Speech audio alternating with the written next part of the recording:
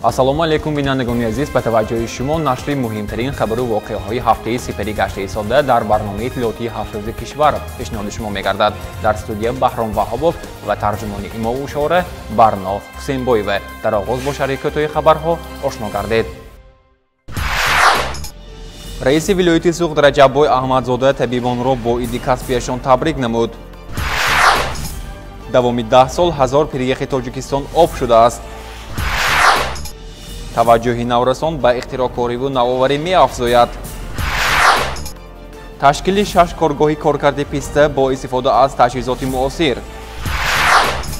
70 нафар кӯдакони оилаҳои ниёзманд бо либоси мактабиву ашёи хониш таъмин гардиданд. таваҷҷӯҳ намоед ба шарҳи пурраи ин гузоришҳо. ҳафтаи равон дар вилояти Суғд бо баргузории чорабиниҳои гуногун иди касбии кормандони тибро таҷлил намуданд. соли равон аз буҷаи вилояти Суғд барои соҳаи тандурустӣ 600 миллион сомонӣ маблағ равона гардидааст. дар ин бора раиси вилояти Суғд Раҷаббой Аҳмадзода зимни табрикоти кормандони соҳа маълумот дод. роҳбари вилоят дар баробари ёдовар гардидан аз пешравиҳои соҳа, инчунин аз муаммоҳои ҷойдошта, махсусан тарки вазифаи хизматӣ намудани табибон ва ба дигар давлатҳо кӯчбастани онҳо ибрози андеша намуд. муфассалтар дар ин бора гузориши аввалини барнома нақл мекунад.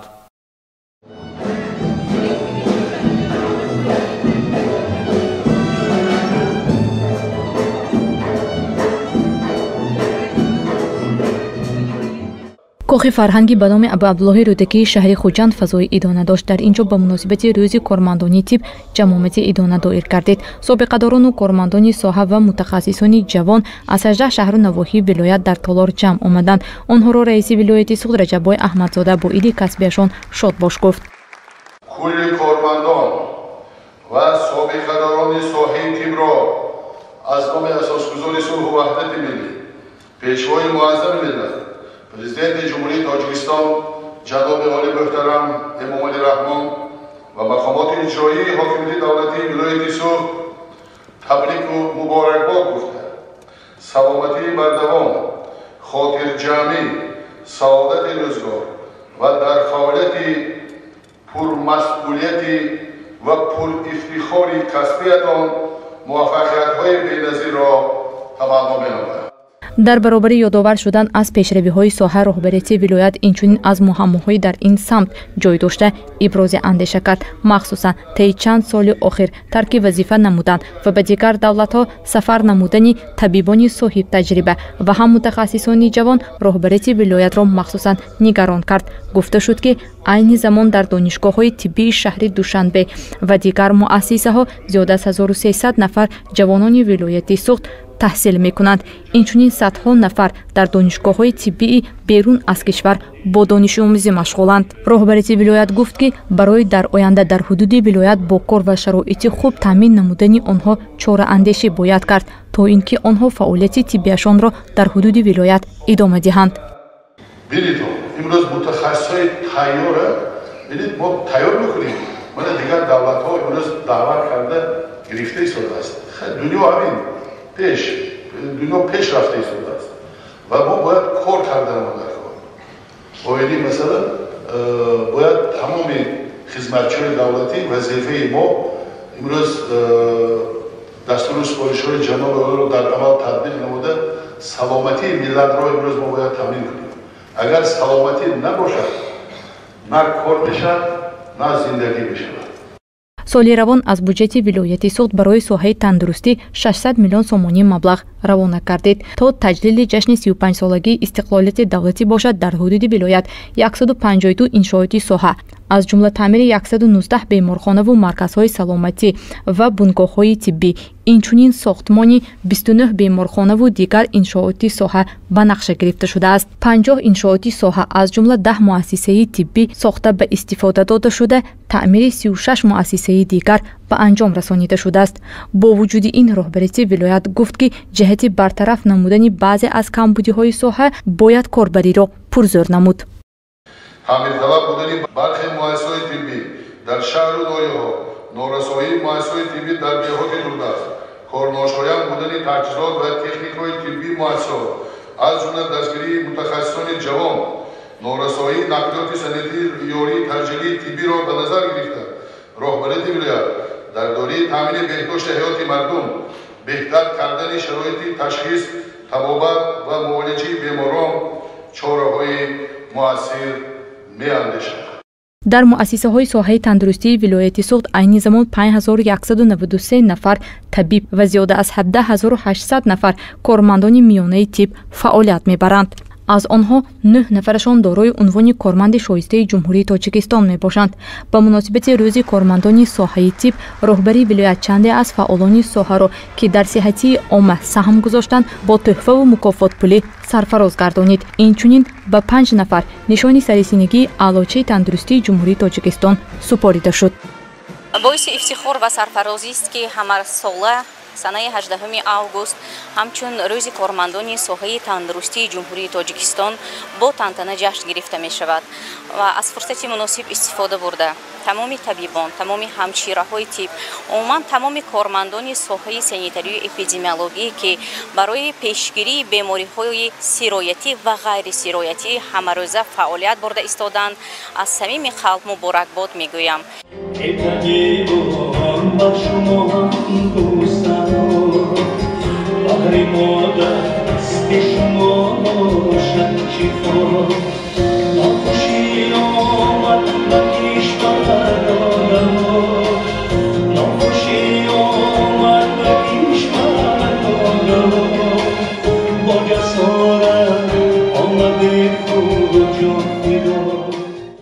ҳамасола санаи 18 август дар тоҷикистон рӯзи кормандони соҳаи тандурустӣ таҷлил мегардад. ин сана азодрӯзи аллома абуалӣ ибни сино сарчашма мегирад. давоми 10 соли охир 1000 пиряхъ дар тоҷикистон об шудаву шумораи умумии пиряхъҳо аз 14000 ба 13000 фаромад. сабаби ин гармшавии ҳарорати ҳаво ва тағйирёбии иқлим шарҳ дода шуд. қайд гардид ки бар асари ин ҳолат сол аз сол шумораи офатҳои табиӣ махсусан омадани сел ва хисорот аз ин зиёд гардида истодааст. муфассалтар дар гузориши навбатии барнома. давоми 10 соли охир 1000 пиряхи баландкӯҳҳои тоҷикистон об шуданд. дар натиҷа аз 14000 пиряхе ки дар кишвари мо ба қайд гирифта шудааст, ҳамагӣ 13000 боқӣ монд. ин далел аз рӯи мушоҳида ва тадқиқоти мутахассисон ба даст омадааст. обшавии пиряхҳо ин яке аз аломатҳои тағйирёбии глобалии иқлим мебошад ки ҳамчун муаммои ҳалталаб барои ҷомеаи ҷаҳонӣ боқӣ мондааст. яке аз пиряхҳои бузургтарини тоҷикистон ин осиёи марказӣ ин пиряхи феченко мебошад ки дарозии он 77 километр мебошад. бари яхи вай то 1 километр мерасад. аз ҳамин ҳисоб дар айни замон 1 километри ҳамин пирях об шудагӣ аст. дар 10 соли гармшавии охир, 10 соли бесобиқа гарм шудани охир 1 километри ҳамин пирях об шудагӣ аст. агар ки ҳамин бо мушоҳидаҳои агентии обуҳавошиносӣ ва мушоҳидаҳои маркази пиряхшиносӣ назди ҳукумати ҷумҳурии тоҷикистон ҳамихел рафтан гирад, агар дар ояндаи наздик метавонем ки мо қариб ҳами ними пиряхҳомона аз даст диҳем. тоҷикистон яке аз минтақаҳои серобтарини осиёи марказӣ ба ҳисоб меравад ва 64% захираҳои оби минтақа дар кишвари мо мебошад. ҳамаи обҳое ки сарчашма мегиранд, ин оби барфиву пиряхӣ мебошад. гармшавии чанд соли охир бошад ба нобудшавии пиряхҳо оварда расонида истодааст. бинобар маълумоти масъулини обуҳавосанҷӣ дар кишвар 10 соли охир ҳарорати ҳаво аз 1,2 то 1,5 дараҷа нисбат ба солҳои қаблӣ гарм шуда истодааст. агентии обуҳавошиносӣ ва маркази обуҳавошиносӣ дар тоҷикистон 53 та стансияи метеорологӣ дорад ки оиди ин аз тамоми минтақаҳои ҷумҳурии тоҷикистон ҳамин маълумотҳои метеорология ва дигар намуди маълумотҳои обҳои дарёҳоро ба агентии обуҳавошиносӣ ва маркази обуҳавосанҷиҳои вилоят ирсол карда оиди ин таҳлил карда мебуроянд ки дар миқёс дар кадом дарё ё ки дар кадом стансияи метеорологӣ миқдори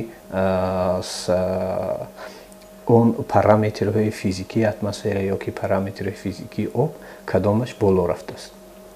аз ҳамин ҷиҳат гирем, агар ҳозир дар худи водиҳои вилоят агар ки ба метеостансии худи шаҳри хуҷанд гирем, агар ки ин метеостансия дар умум 150 сол шудааст ки фаъолият дорад, از مشاهده همین متیوستانسی گیریم از 1.12 تا 1.5 گرادوس حرارت هوا در 10 سال اخیر بالا رفته. обшавии пиряхо аз як тараф агар ба кам шудани захираҳои оби оварда расонад, аз ҷониби дигар давоми солҳои охир боиси зиёд шудани офатҳои табиӣ низ гардида истодааст. Масалан, омадани сел ки сол аз сол зиёд шуда истодааст. Танҳо дар 6 моҳи соли равон дар вилояти Суғд 10 ҳодисаи фавқулодаи хусусияти табиӣ дошта ба қайд гирифта шуд ки боиси фавти 2 нафар гардид. Ҳисорот бошад аз он 6 миллиону 369 ҳазору 473 сомониро ташкил дод. риёсати кумитаи ҳолатҳои фавқулода мудофиъи гражданӣ дар вилояти Суғд ба маълумот шумо мерасонад ки дар нимсоли якуми соли 2022 дар ҳудуди вилоят 10 ҳодисаи фавқулодаи хусусияти табиӣ дошта ба қайд гирифта шудааст ки дар натиҷа 2 нафар ба ҳалокат расидаанд. дар нимсоли якуми соли 2021 бошад 4 ҳодисаи фавқулодаи хусусияти табиӣ дошта ба қайд гирифта шуда буд ки дар натиҷаи он 8 нафар ба ҳалокат расида буданд. аз ҳодисаҳои рухдодаи дар нимсоли якуми соли 2022 8 ҳодисаи омадани сел дар шаҳру ноҳияҳои Ашт, Панҷакент, Деваштич, Бобоҷон Ғафуров, Кӯҳистони Масҷоҳ ва Айнӣ ба қайд гирифта шудааст. Инчунин як ҳодисаи раддубарг дар ноҳияи Бобоҷон Ғафуров ва як ҳодисаи сангфаро дар ноҳияи Кӯҳистони Масҷоҳ ба қайд гирифта шудааст. маблағи умумии зарари расонидашуда бар асари офатҳои табиӣ дар нимсоли якуми соли 2022 6 миллиону 369 ҳазору 472 сомониро ташкил медиҳад. таҳлилҳо нишон медиҳанд ки омадани сел ки яке аз намудҳои офати табиӣ мебошад нисбат ба солҳои пешин зиёд шуда истодааст. таҷрибаҳо ва таҳлилҳои солҳои охир нишон медиҳад ки яке аз омилҳои омадани сел ва рух додани ҳодисаҳои фавқулодаи хусусияти табиӣ дошта ин аз тағйирёбии боду ҳаво, баланд гардидани ҳарорати гармии ҳаво ва об шудани пиряхҳо низ боис шуда метавонад. дар баъзе шаҳру ноҳияҳое ки солҳои пешин омадани сел ва дигар ҳодисаҳои фавқулода ба қайд гирифта намешуданд, солҳои охир таҳлилҳо нишон медиҳанд ки дар баъзе ноҳияҳо низ омадани сел ва аз сабаби боришоти пайдарпайи борон фаромадани тарма ё худ сангфаро ба қайд гирифта шуда истодааст. дар иқдоми худи ҷаноби олии пешвои миллат муҳтарам президенти ҷумҳурии Тоҷикистон Эмомалӣ Раҳмонов ҳаст ки дар тамоми талу теппаҳо, дар тамоми заминҳои гӯё ки заминҳое ки пеш холӣ будану кишти баҳора мешуду ҳози ки миқдори боришот нест ё миқдори намнокӣ нест, ҳамон заминҳо аз кор баромадагиянд, ҳамон заминҳое ба кор дароварда миқдори зиёди ҷангалҳоро ташкил кардан дар кор. вақте ки миқдори зиёди ҷангалҳоро мо ташкил кардем, оби зери заминии мо дар як ҳолати муқаррарӣ истода метавонад ки дар давоми як чанд даҳсолаҳо ба мо кӯмак расонад ки мо тонем ки аз оби зери заминӣ мултар истифода барем, на фақат оби дарёҳо ё оби ҷӯйҳо ё оби соҳиҳо ва обҳои зери заминӣ истифода барем. бо ин мешавад ки боиди ин бо корҳое мешавад ки мисол гап пас кардани газҳои гулӯхонавӣ, ин пас кардани газҳои гулӯхонавӣ аз кадом газҳо, аз қабили заводҳое ки бисёр партоф доранд дар атмосфера, мошинҳо, дигар нақлиётҳое ки мегарданд дар худи ҷумҳурӣ ба дигар намуди нақлиётҳо гузаштанд, нақлиётҳои электрикӣ ва дигар намуди пас партофтани газҳои гулӯхонавӣ, пас партофтани газҳои карбон ва дигар газҳое ки дар атмосфера мебартоянд. барои пешгирӣ аз тағйирёбии иқлим ва кам гардидани хатари он дар Тоҷикистон тадбирҳои гуногун андешида шуда истодааст, аммо он кори дастаҷамонаро металабад. шинонидани дарахт, кам кардани партовҳои пластикову полиэтиленӣ ва монанди инҳо метавонад боиси пешгирӣ аз обшавии пиряхҳо гардад. таваҷҷӯҳи наврасон ба маҳфилҳои ихтироъкориву навоварӣ инчунин авиамодели меафзояд. дар ин бора масъулини маркази таҳсилоти иловагии вилояти Суғд баён намуданд. Бояд қайд намуд ки дар вилояти Суғд 28 марказҳои таҳсилоти иловагӣ фаъолият доранд ки дар онҳо 48 маҳфилҳои ихтироъкорону навоварон амал мекунад. дар ин маҳфилҳо 1500 нафар наварасону ҷавонон ҷалб шуданд.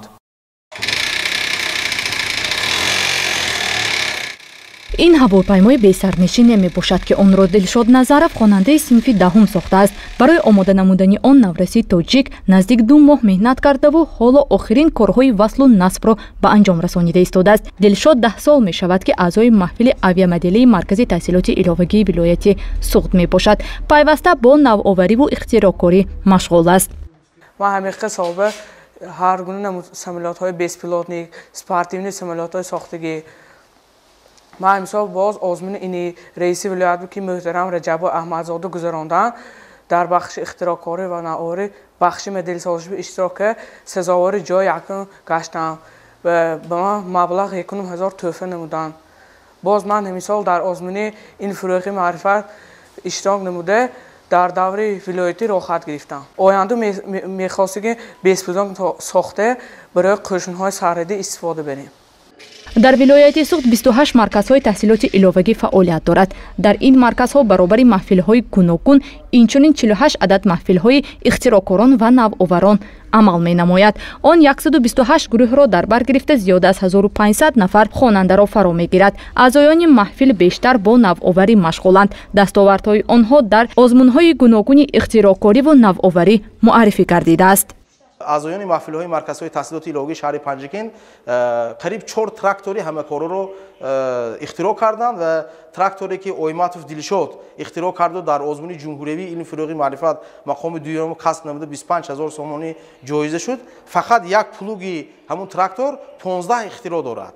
фақат як плуге ки 15 амалро иҷро мекунад ва ҳамун 15 амал 15 кори ихтироъкорӣ навоварӣ ҳаст ки вай метавонад 15 патент барои ҳар як ҳамун ихтироъоташ дар ҳамун плуги трактор гирад. ин масъалае ки худи коршиносон тасдиқ карданд.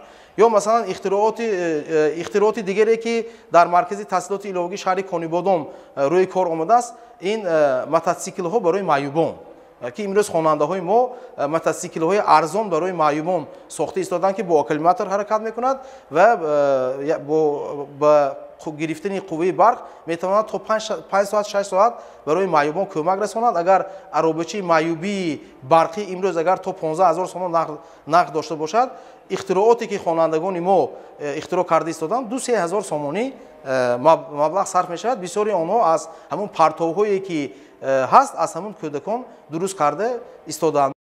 иқбол Тилохоҷаев боз як навраси навовар мебошад. вай бо сохтани барномаҳои мобилӣ машғул аст. ӯ ҳамагӣ 12 сол дошт ки аввалин барномаи мобилиашро бо номи Доно пурра омода намуда дар Play Market гузошт. то ба имрӯз бошад шумораи барномаҳои мобилии Иқбол ба 8 адад расидаанд. аз он наздик 15000 нафар истифода мебаранд. یکی از مشکلی ها این خودی ساختن برنامه بود، یعنی که خودی ساختن برنامه در گرفتن معلومات که در آن داره است وقتی بسیار طلب میکند که وقت طلب میکند و این یکم چیزی که صرف کردم این وقت بود. همه چیزی وقت برای اینکه هر یک ساختن برنامه موبیلی طور نمودنی برنامه موبیلی برای هر اکران‌های تلفن یعنی هر خیلی است و جاری نمودن در پلی مارکت وقتی بسیار وای میکند و باز یک ساختنی اکانت در پلی مارکت هم وای میکند. نرخ ساختن اکانت در پلی مارکت خطا نکنم $25 آمریکایی بود و با همین نرخ $25 آمریکایی من اکانت رو در پلی مارکت ساختم و وقتی که من نمیده با اکانت در پلی مارکت ساختم من میتوانم چقدر که خواهم برنامه‌های موبیلی را نشر کنم در پلی مارکت. соли 2020 иқбол дар даври ҷумҳуриявии озмуни илм фурӯғи маърифат ғолибиятро ба даст овард.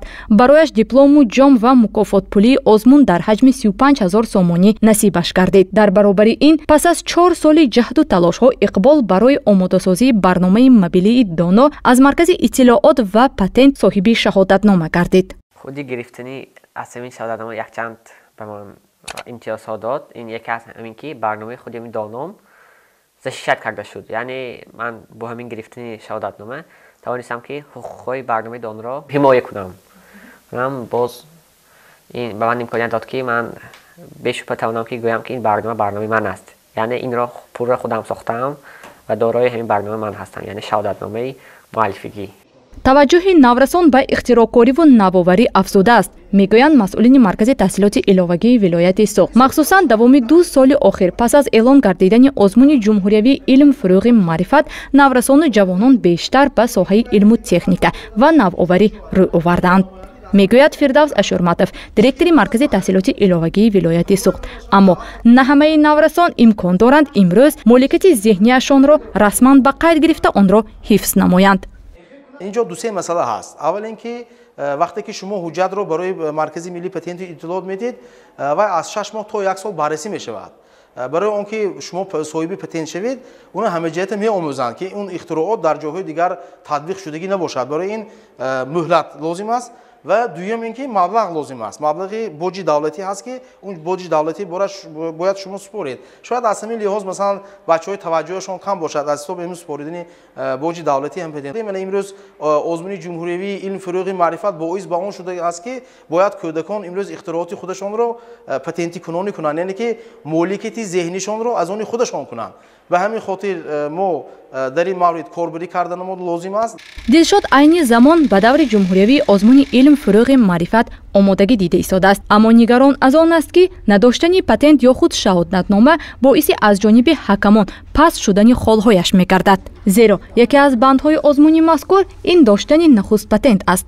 نوابسته به این، دلشاد نورسی قوی اراده است. امید دارد که در جاده اختراعکاری و نوآوری موفق خواهد شد. در دایره یک لایحه یوساید 6 کارگاه کارکردی پیسته با استفاده از تجهیزات معاصر تشکیل گردید. در خواجگی‌های ولایت ختلان صاحبکاران در یک شبانه روز 5 کیلوگرم پیسته را به طور دستی کارکرد می‌کردند. با مجهز شدن تجهیزات نو اقتدار آنها تا 22 برابر افزود. گزارش نوبتی برنامه مفصل‌تر در این باره آماده گردیده است.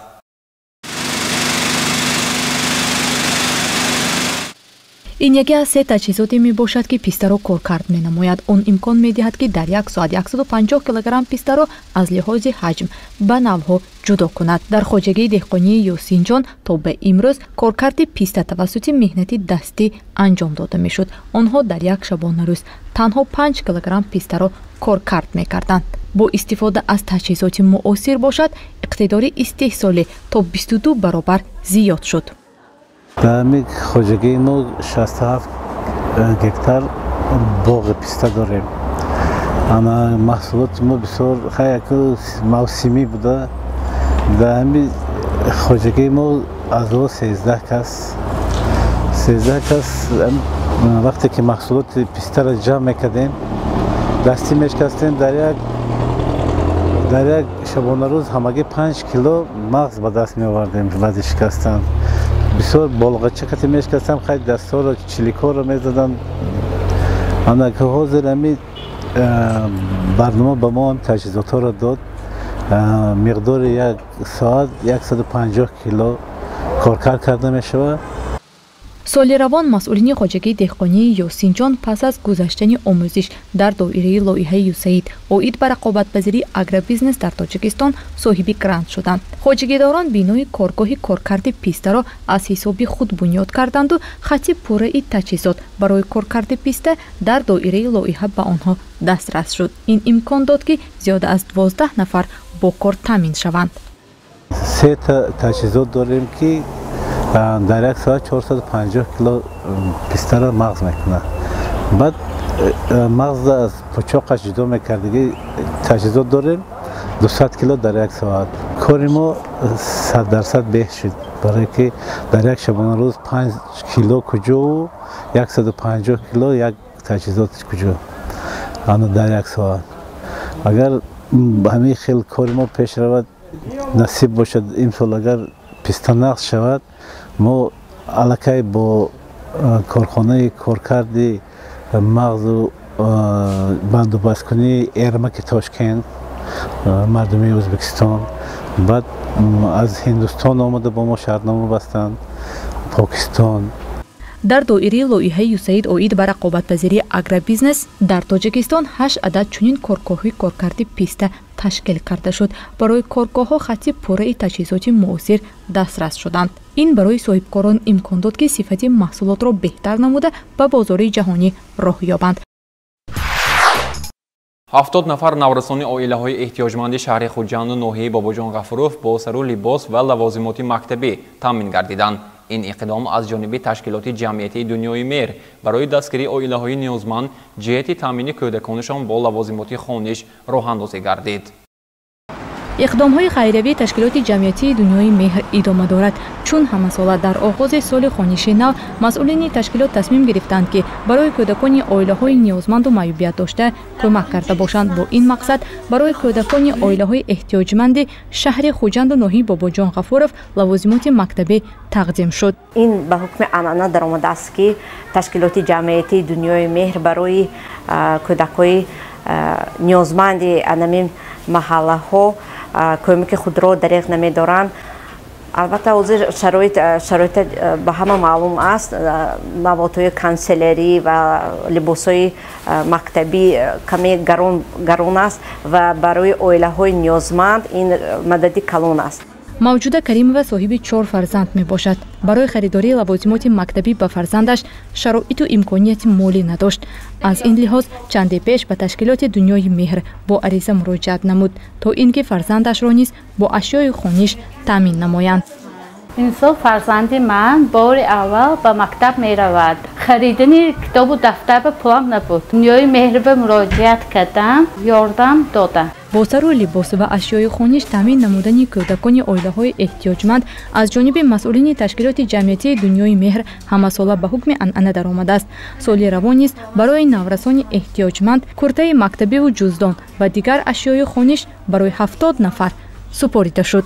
мо таваҷҷӯҳи махсус медиҳем ки барои кӯдакон ҳар яке онҳо ба ҳои хуби аъло хонда барои ватани худ миллати худ шоистона хизмат карда зиндагии худро пеш баранд. ба он шахсоне ки ба мо кӯмак мерасонанд ба ҳар як қуттии хайривӣ мо аз як сомон сар карда кӯмаки худро мерасонам. ба ҳар яке онҳо миннатдори худро мерасонам ки бо дастгирии ҳамаи шумо соҳибкорони азиз мо тавонистем ба ҳамин нафар кӯдакон кӯмаки худро расондем. ташкилоти ҷамъиятии дунёи меҳр 5 сол инҷониб фаъолияти худро барои дастгирии оилаҳои эҳтиёҷманду маъюбият дошта ба роҳ мондааст.